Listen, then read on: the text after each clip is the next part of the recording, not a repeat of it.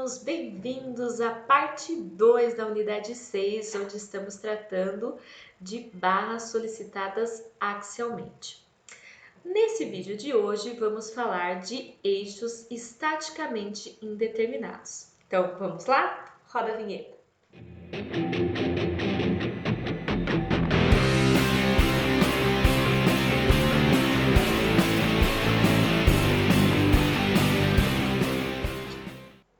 Então, vamos lá. Vamos falar dos eixos estaticamente indeterminados. O que é isso, né?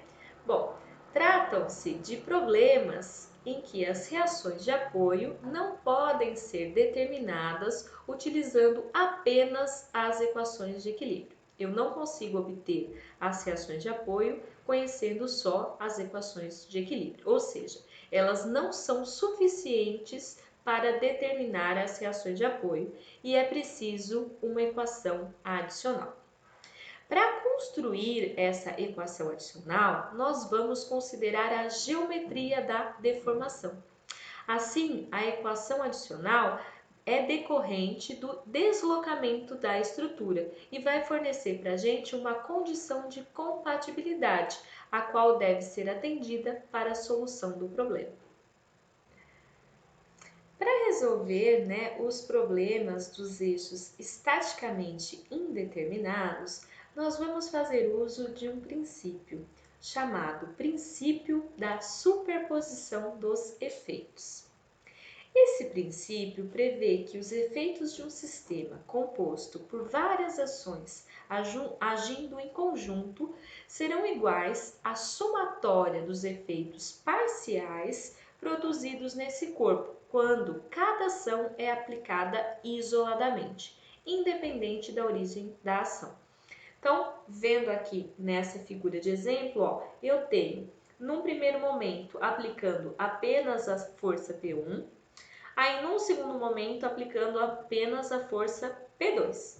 Se eu tiver um terceiro momento, onde eu aplico uma força P, que é igual a P1 mais P2, para obter o deslocamento ali, eu posso pegar o deslocamento do primeiro problema e somar com o deslocamento do segundo problema. Esse princípio é válido desde que as seguintes condições sejam atendidas. Eu tenho que estar num regime de pequenos deslocamentos e o material deve ter comportamento mecânico elástico linear. Bom, então vamos considerar um exemplo teórico para vocês entenderem melhor do que se trata esses eixos estaticamente indeterminados.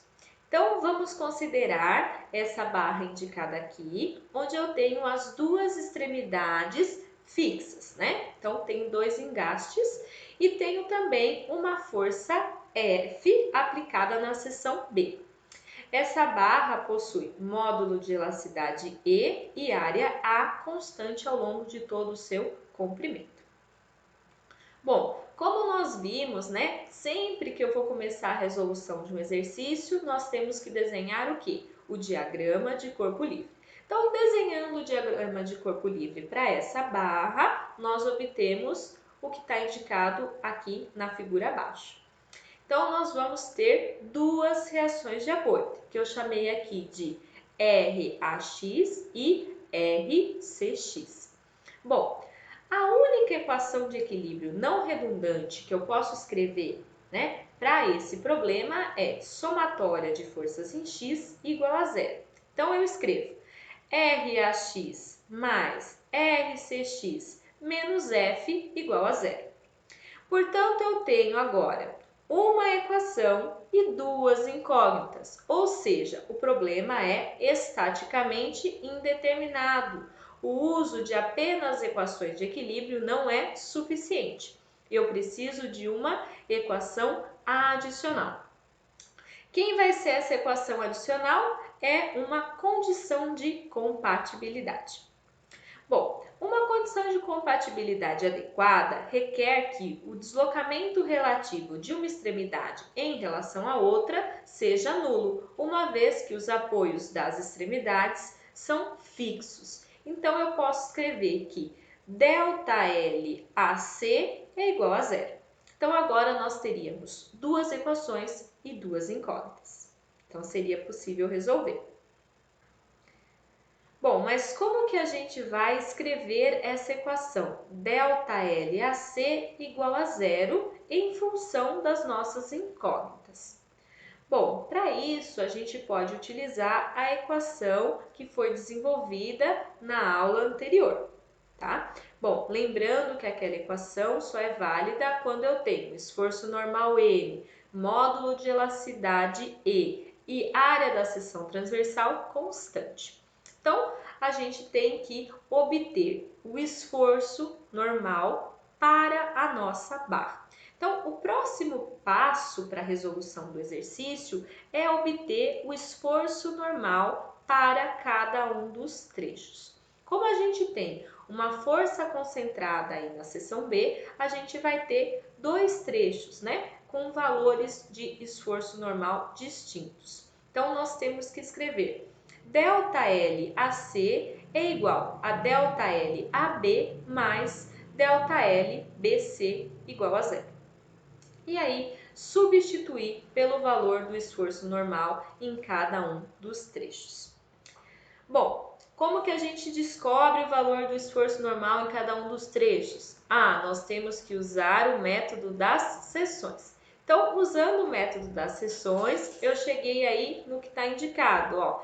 NAB é igual a menos RAX e NBC é igual a RCX. Então, com essas informações, eu consigo, né, escrever a equação ΔLAC igual a zero em função das nossas incógnitas. Então, finalmente, nós temos duas equações e duas incógnitas e nós podemos resolver o problema.